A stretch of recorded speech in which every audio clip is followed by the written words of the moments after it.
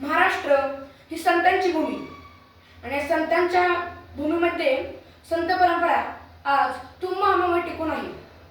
आणि याच महाराष्ट्राच्या मातीमध्ये ज्ञानेश्वर महाराजांनी भागवत धर्माचा पाया रचला आणि ज्ञानेश्वरीसारखा अद्वितीय ग्रंथ या महाराष्ट्राच्या मातीला दिला।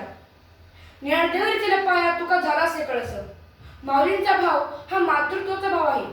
जगाच्या पाठीवर असा एकमेव पुरुष आहे ज्या लोकांनी माऊलींना हाक मारली। ज्ञानेश्वर महाराजांनी ज्ञानेश्वरीमध्ये असं काही लिहिलं आहे शांत रसाबद्दल। शांत रस हा नेहमी ज्वारासारखा असतो।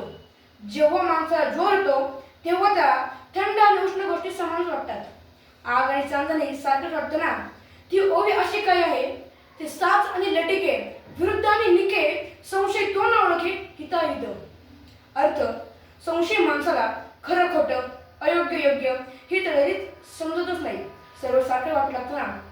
म्हणून संशय हवा तेवढा टाळावा, मिळेल ते ज्ञान प्राप्त करून घेत सकारात्मक राहावे हा संदेश ह्या ओळीमध्ये मिळतो। रामकृष्ण हरी। धन्यवाद।